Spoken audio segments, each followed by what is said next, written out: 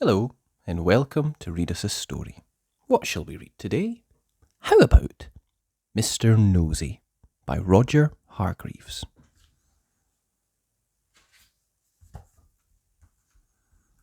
Mr. Nosey liked to know everything about everything that was going on. He was always poking his nose into other people's business. Mr. Nosey was the sort of person who, if he came upon a locked door, couldn't resist looking through the keyhole to see why the door had been locked. Mr. Nosey was the sort of person who, if he found an unopened letter addressed to somebody else, would simply have to open it to find out what was inside.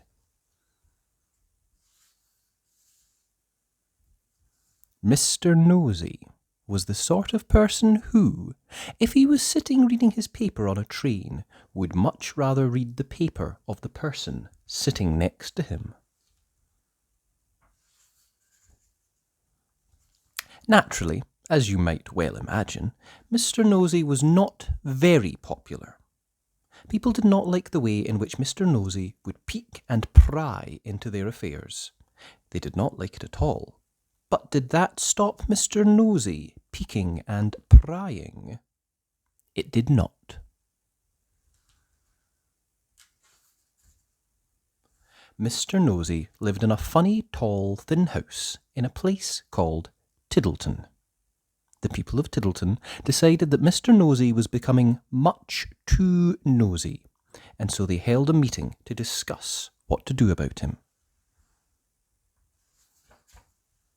"We must find some way of stopping him being so nosy," said Mr. Chips, the town carpenter. "That's right," said Mrs. Washer, who ran the Tiddleton laundry. "He needs to be taught a lesson."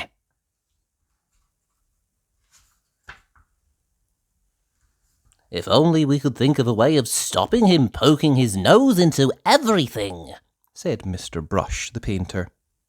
And then a small smile spread over his face.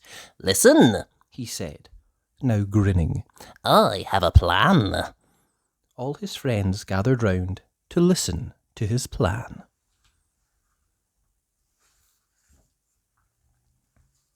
The following morning, Mr. Nosey was out walking along Tiddleton High Street when he heard somebody whistling behind one of the closed doors.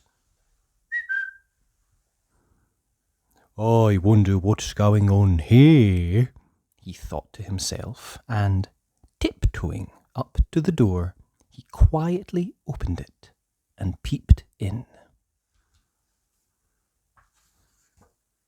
Splash!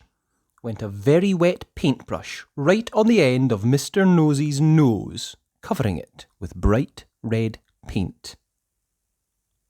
"Oh dear, I am sorry," said Mr. Brush, who was painting the inside of the door.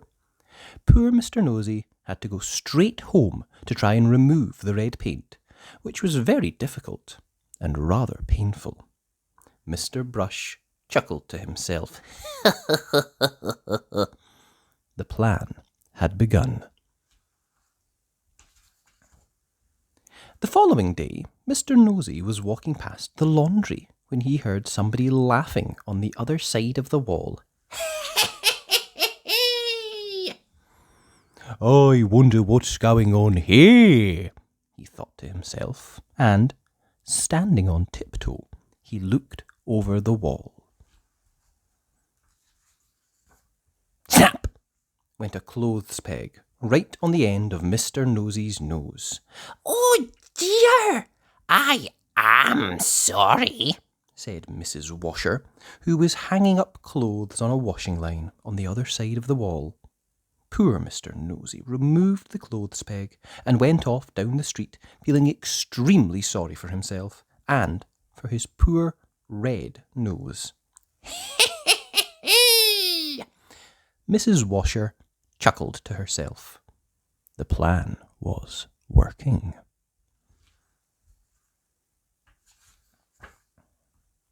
The next day, Mr. Nosey was going past a fence when he heard hammering. I wonder what's going on here, he thought to himself, and, creeping very quietly to the very end of the fence, he peeped around. Bang! Went a hammer right on the end of Mr. Nosey's nose. Oh dear, I am sorry, said old Mr. Chips, who was nailing up a loose plank in the fence.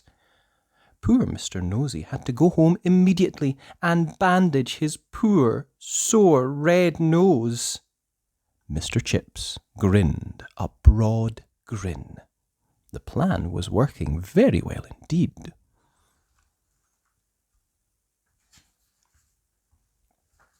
The following day, Mr. Nosey was walking in the woods when he heard somebody sawing wood. I wonder what's going on here, he thought to himself, and he crept up behind a tree. He was just about to peer out from behind the tree when it suddenly occurred to him that if he did, something very nasty might happen to his nose. And so he went on his way without being nosy.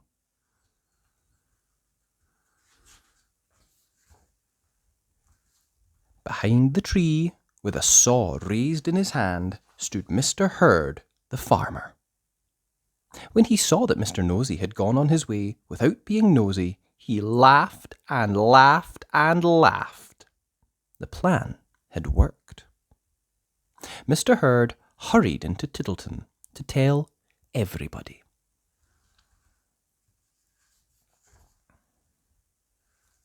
The plan really had worked, because after that, Mr. Nosey stopped being nosy and soon became very good friends with everybody in Tiddleton. And that is the end of the story, except to say that if ever you are tempted to be as nosy as Mr. Nosey used to be, you had better expect one thing. A sore nose. And that was Mr. Nosey by Roger Hargreaves. I hope you enjoyed that. If you did, be sure and like the video. And remember, you can always subscribe to the channel at Read Us a Story. Thanks. Bye!